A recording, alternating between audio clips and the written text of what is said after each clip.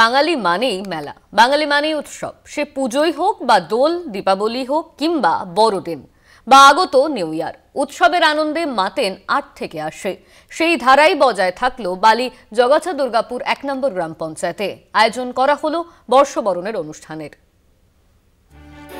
ছোট্ট পঞ্চায়েত, সদস্য সংখ্যাও সীমিত, তবু ইচ্ছে থাকলে উপায় হয়। পঞ্চায়েত প্রধানের উদ্যোগে এলাকার বয়স্ক মানুষজনদের জন্য আয়োজন করা হলো বড়দিন এবং ইংরেজি বর্ষবরণ উপলক্ষে বিশেষ মেলার।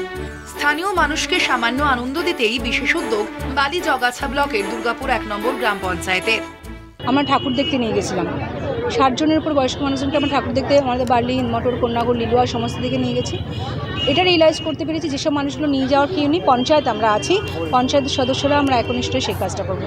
এইভাবে আমরা শুধু উৎসব, মেলা, সমস্ত রকমের প্রোগ্রামের মধ্যে দিয়ে পার্ক সমস্তের মধ্যে একটা দুর্গাপুর অভয়নগর এক পঞ্চায়েতটাকে একটু প্রতিষ্ঠিত করতে চাইছি।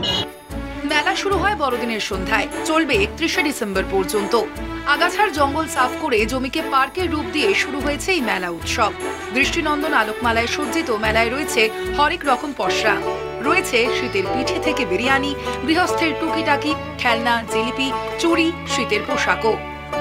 বাংলার মানুষকে বেঁচে থাকার জন্য, তাদের জীবনযাত্রার মানটা সুরক্ষিত রাখার জন্য যেমনভাবে জনমুখী প্রকল্প দিয়ে বাঁচিয়ে রেখেছে এবং সারা বছর বাংলার মানুষকে উৎসবে সামিল করে তাদেরকে আনন্দের সঙ্গে রেখেছে, সেই ধারাকে অব্যাহত রেখে মমতা বন্দ্যোপাধ্যায়ের অনুপ্রেরণায় আজকে দুর্গাপুর অভয়নগর ১ নম্বর গ্রাম পঞ্চায়েত এই উদ্যোগ করেছে। আমি তাদেরকে আন্তরিকভাবে অভিনন্দন জানাই। পঞ্চায়েত প্রধান সোনালী সমাদ্দারের ঐকান্তিক প্রচেষ্টায় আয়োজিত মেলা। স্বভাবতই প্রধানকে সাধুবাদ জানিয়েছেন মেলায় আগত বিশিষ্টজনেরা।